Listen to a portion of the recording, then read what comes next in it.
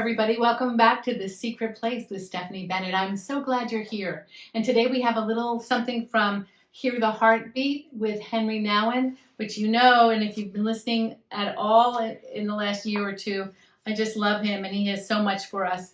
This little passage is about listening and renewing our listening. One of the most important communication skills that any of us can have is to be a strong, good listener, where we are giving our undivided attention to another and we're really hearing and listening and making sense of what that person across from us is saying or the speaker is saying. This is on page 32, and he says this: what we need to recognize is that our self-talk is never simply our own talk. For these inner voices that are also the voices of others and the wounding that we have received at their hands. It is also possible that our inner voice picks up the vibrations of generational dysfunctionalities. In extreme cases, our inner voices may become the voice of a split personality or the voice of demonic forces. We can't ignore these inner voices. No, we cannot. But boy, wouldn't we like to sometimes just ignore them because they're uncomfortable and they're harassing voices. What I want to talk about today is just the real importance of intrapersonal communication, where we're taking a trip in, we're listening to how we're talking to ourselves. Some of those, as Nouwen says, some of those words are words we're just having a conversation with ourselves, and some of them are echoes of other people's voices that are always there, always there. I have a couple of friends who are on that Enneagram 1 spectrum, where they're constantly hearing the voice of the inner critic. It sounds like their mother or their grandmother or their father or their brother or the bully or a school teacher. In any case, we want to keep running away maybe, and we do keep running away from this inner voice, but we can't. We have to stop and we have to deal with it. Now, we've talked quite a bit on The Secret Place in the last 5-6 years about social media and the other distractions that come our way. It certainly doesn't have to be media or high tech that distracts us, but that is one of the main culprits that distract us from listening to that inner voice. When I say listening and renewing our listening, I bet many of you just thought we were going to go right into conversation, listening to the other. But really today, what I want to zero in on is listening to our own inner voice and discerning. Self-talk or discerning the voice, the inner voice, our own inner voice, helps us because it will help us identify what needs to be uprooted and thrown out.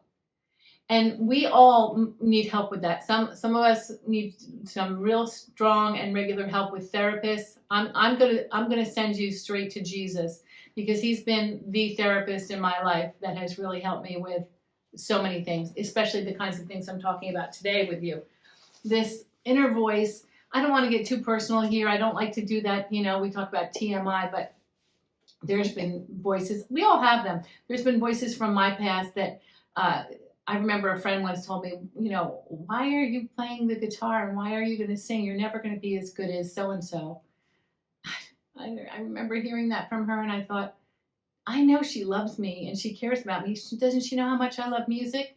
Well, that voice kept coming to me for so many years. It kept me from really ever plunging into, I didn't have music in my life for about 20 years with the band that I was in. But I mean, I'm sitting here today taking piano lessons for the first time this year in 2024 because I'm finally dealing with the fact that I don't need to listen to that voice.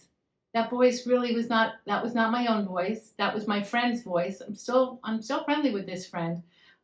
She doesn't even know that she probably said that to me about 30 years ago. But I've kind of taken that voice and said, wait a second, you don't have authority in my life. I don't have to listen to that. That's not the truth.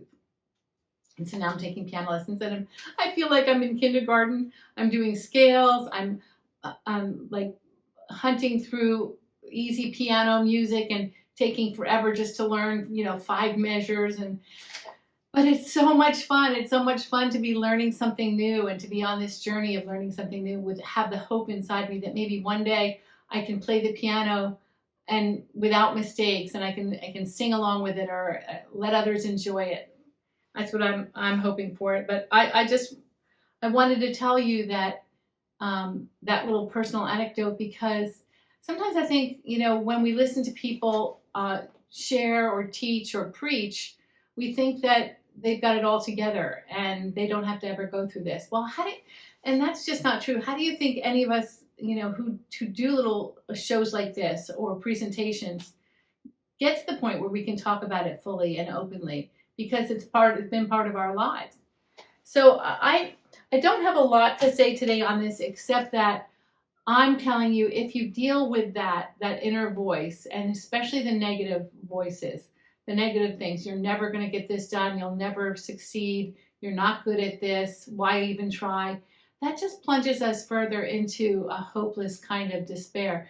When we start to root that out, like by the roots, just pull that stuff and give it to the Lord and say, I don't need this anymore. Help me heal from this. All of a sudden our confidence builds. Our speech is more confident. Our actions, we can do things and do good deeds with more confidence, and kind of step out and just walk in a greater fullness and a greater fruitfulness. So I encourage you for that, to do that. And if you like this book, I want to show you again, Henri Nouwen, Hear the Heartbeat with Henri Nouwen. This is, it's lovely. I'm really just starting that. I hope you enjoy it too, and I hope that you'll leave a message, a comment, or even a question for me here, because these are some like nettling issues. When I say go to Jesus and let him help you, I mean at the core, at the root of the problem. You may have to, I've done this, you may have to say, Lord, I don't know what keeps bugging me and why I keep hearing this. Reveal to me what is at the root. Lord, reveal to me what is at the root of this dysfunction in my life, or this cyclical problem, or this ongoing sin, or this thing that I have to keep getting at. Like, why am I not free of it? Reveal to me what it is. You may not even realize or hear or know that the voices inside your head, that some of them are just wrong-headed, foul, messages from people from your past. So sometimes people who didn't even mean to hurt you, they just were walking in their own dysfunction. I'm telling you something. The Lord our God is the best therapist I know.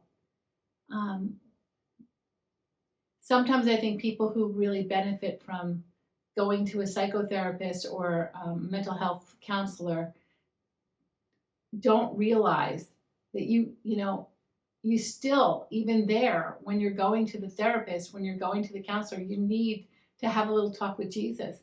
God, through his Holy Spirit, can illuminate to you your own heart and the sound of the voice that's inside your head that's not good, that's not positive. He can do that, and he does it. It's part of the beauty of walking in relationship with God, that he is truly there. He is there, and he will take care of us, and he will help us do the things that we are called to do the things that are in our heart to do. But these nettling things that need to be rooted out need to be dealt with, and we can't run away from them. I hope that you heard my heart in that, and that we're doing this work together, and that you have someone to talk to and pray with you. Leave me a comment or a question, and we can get into a little bit there online. I know it's not not as good as having a cup of coffee or tea together, going for a walk, but it's there and it's available. I'm glad you came by today. God bless you and have a wonderful day. Bye-bye.